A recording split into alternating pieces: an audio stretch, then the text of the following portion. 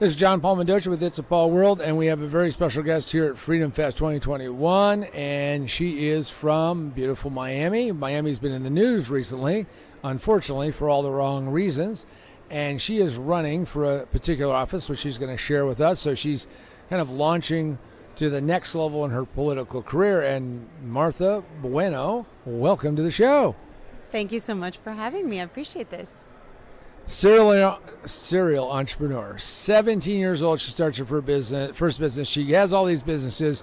She now has decided to even continue that. She's going through a new business, which maybe we won't talk about, but we'll talk about maybe. But so why did you get started as an entrepreneur? What at 17 made you say, I need to be in business? My mother, actually. I started that business with my mother. She wanted to go out on her own, and together we built a company that is still functioning today. And what did you guys do? We sold veterinary products for export to Latin America, and it's still going on. It's still happening this many years later. I don't really want to no, I'm kidding. That was only 5 years ago, everybody. It's a little more than 20 now. It's been a while. But that started me in this entrepreneurial spirit, and I started another company after that on my own, and then another one, and now I'm starting in the hemp business. Okay, so why hemp? How did you kind of get into that? I have been a cannabis advocate since at least 2016. I got involved because I saw the issue with mothers, particularly, or parents that needed cannabis for their children that have issues. Like a very good friend of mine, her son has Dravet syndrome, and she had to risk her freedom in order to provide her son with the medicines that he needed to be able to stop his seizures. He was having over 300 seizures a day, and cannabis was the only thing that would take those seizures away. And I, as a mother myself, I could not imagine my children needing something and there being a law that prohibited my child from getting what they need in order to, it was just unconscionable to me. And I needed to be a part of this movement and make sure that everybody that needs this plant has access to it. It's interesting to watch the patchwork of laws and how long it is taking for this to go on. I mean, I remember, again, just a little older, but I remember when the guy is at Normal, or when the organization Normal, and we all thought that just a couple, 2-3 years, it's going to all be legal, and that was a long time ago. So it's still interesting to see where it's going. But now you're in hemp, so talk a little bit about the hemp thing, because I'm just kind of curious and how hemp works and why hemp is valuable as a product, or actually I guess a commodity. Right. Hemp is a wonderful product. It is very similar to the cannabis that we are prohibited from having. It does not have THC, but it has all the other wonderful benefits. So it's an anti-inflammatory, and it is very beneficial. It does not work alone for a lot of conditions. So as passionate as I am about hemp, I believe that a lot of people still need full cannabis. But as far as hemp is a product that can be used for anything. It could be used in concrete. It can be used, so there's a product named Hempcrete that can be made. It could be used for a number of things. It's a food. It is can be used for creams. It could be used for so many things. So it's, I think it's going to be around for a long time. And it was around for a long time until we banned it. So I think a lot of us could use more hemp in our lives. And so I'm very passionate about this project. And then you're involved in all of that, and then you still say, wait a second, I'm going to run for this nonpartisan office in Miami, and you're going to do that in 2022. And what's the motivation behind that? I know that there's probably just a little bit of issue there, because you seem to be a woman who has this drive to go after difficult areas and try to conquer them. So talk to me about how you get into hemp to then get to politics. Well, I've been in politics now for a few years as well.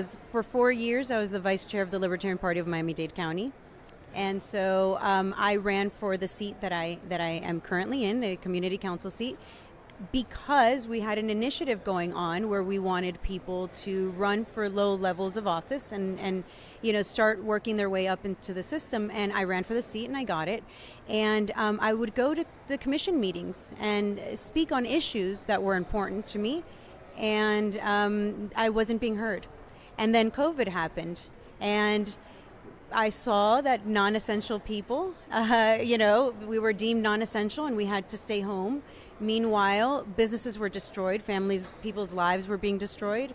And I knew at that point that I had to move and run for another seat, something where I could actually help my neighbors, people in Miami. So commissioners deal with the financial issues, which is a big concern for me. There's a lot of waste in, obviously, government. There's a big amount of waste. But more importantly, these people were also involved in keeping people home, in making sure that you couldn't earn a living, and yet our big box stores were able to open. So while mom and pop stores were shut down and were devastated, our big stores that pay, that help their campaigns a lot, were able to stay open. And further, beyond that, now that we've opened back up and we're available to people to come to any store that they want, now we're asking companies from outside to come and invest in Miami and get all these tax breaks that we're not giving to the people who have spent their whole lives building up this community.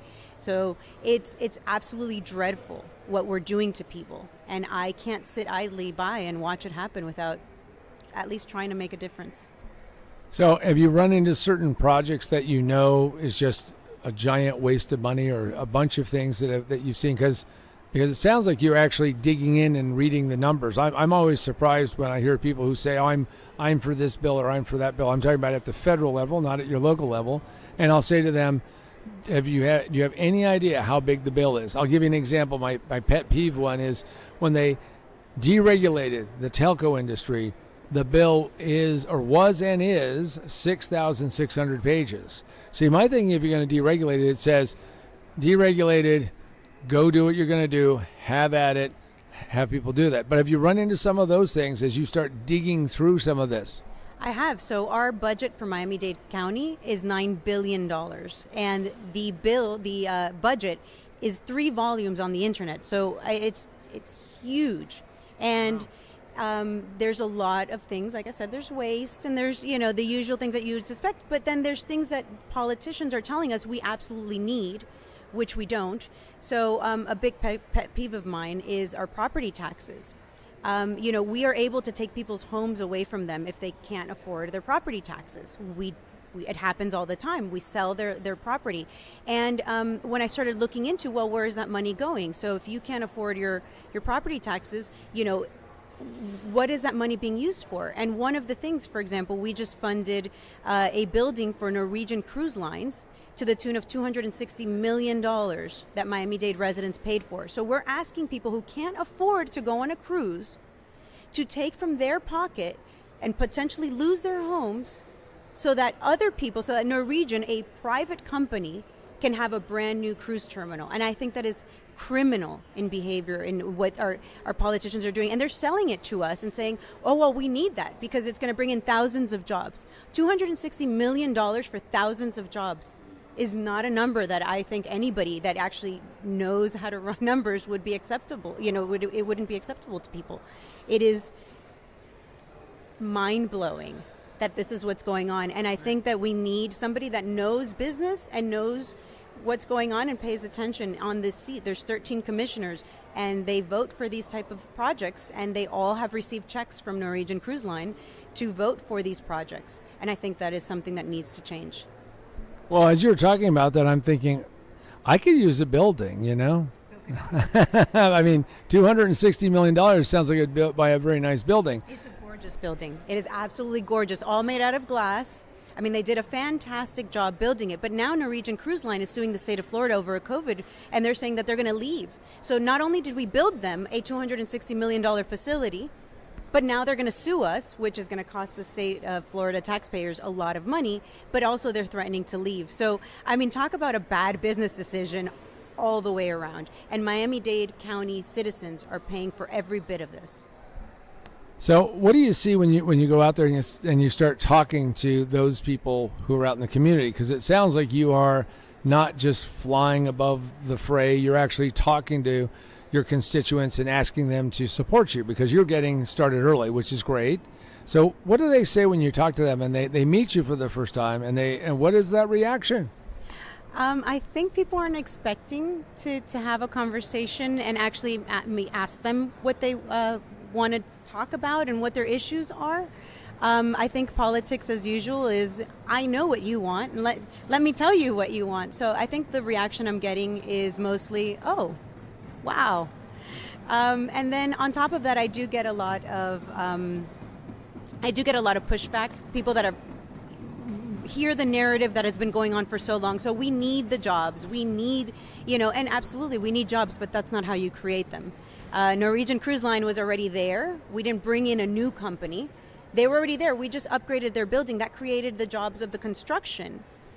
But it's not creating any new jobs. It's not like there's a new, service being provided. So I think my job is really to educate people and hopefully point them in the right direction on the issues in this sense and what our commission is doing, because it's really hard for the local community to get a hold of what's happening in the commission. We hear about, President Biden all the time. We hear about our senators. We hear about our state reps. We are not hearing about what happens in our own community, which really affects us more than what goes on nationally, I think. Going back to what you were saying. So how do you get that message out to those people, and what's your strategy, or what is your plan to try to get some of that information that affects them? Because I'm sure that when you hear about the Norwegian Cruise Line facility, you hear about it after the fact, post-mortem. It's already built. We've already spent the money. Everything's already done. So how do you get that message out to those people ahead of time, Martha? That's a great question, and I wish I had a bigger audience to be able to get it to them. I think a lot of people don't pay attention, and that's a tragic thing that I don't have a solution for. I'm hoping that more people, as they become aware of the issue, become involved. That would be fantastic. I absolutely would love more people paying attention, and there are people in my community that really care, and it's just a matter of maybe bringing it to the forefront. As I said, our media isn't doing it. So I've been going out and having conversations with people and hopefully attracting them to what I've been doing. I've also do a show in Spanish with People for Liberty called Libertarios Hispanos, where we talk about issues. So Miami is very Hispanic community. And so we talk about what's going on in Colombia and Venezuela and Cuba, which is Venezuela and Cuba particularly are my countries that I'm Cuban, and I grew up in Venezuela for a few years, and so these are issues that I think that I can talk about, and then hopefully also convert them to talking about Miami as well. I just think freedom is something that will spread, and I am all about the message of freedom and liberty and being able to live your life the way you want as much as humanly possible and get government out of the way. So as you're on your journey, and now you go out there, and hopefully by 22 you're this overwhelming victor, and you're sitting there. So what are some of the things that you want to hope and aspire to do? Because I think a lot of people have this idealized thing that maybe they're going to go in and change. Systems are tough to change. I can tell by your energy that you're not going to just let it go easy. So what are a couple things that you're going to think about doing? Because I can tell you can think about the future. So what is that? Yeah, so it's a seat that really deals with money. It's a financial position.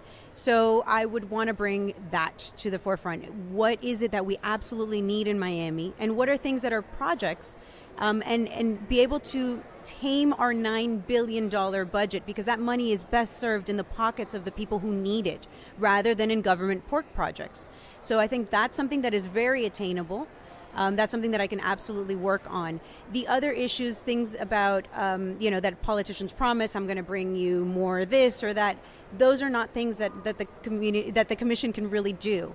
So, I'm hoping to not go above that and not talk about things. I mean, we can talk about it, but not promise things that can't be accomplished, which I think is something that generally doesn't happen in these races. When you hear other people talking about the commission race, you hear them talking about all these wonderful things, and they're going to end homelessness, or they're going to, and that's just not the reality. I think maybe making our projects that are already working function better, and removing the project. So we don't have a sunset clause in Miami-Dade. So when there's a bill or there's a proposal or there's a project, it gets funded, but it never stops getting funded. And there's no way to stop it and nobody was really going through the book. So I was looking, and there's, we still fund the railroad. We fund all sorts of really old projects that probably nobody's looked at in quite a few decades. So I think these are things that we can obviously tackle, save money on the easy. That's low-hanging fruit, right? Is the things that are defunct or no longer necessary. And then things that I haven't yet tackled appropriately, but I do know that Miami International Airport is a big budget item for us as well. And I would very much like to take a look at that and see, because again, the same thing with the cruise terminal. People who can't afford to go on a cruise shouldn't lose their houses to pay for a cruise terminal. And likewise, Miami International Airport is very important to the city of Miami, but I don't think that if we stopped funding the growth of the airport, that it wouldn't get done. They have their own budget, and I'd like to see that people who can't afford to take airplane rides, can't travel, are also not funding something that they can't use. I think that it should be, if we're going to take money from people, and I'm very passionate about this because I lived with my grandfather when I was just starting off in life, when I was starting that second company. I lived with my grandfather, and I realized that he was going to lose his home. I moved in with him as soon as my grandmother passed away, and he was going from 2 Social Security checks to just 1.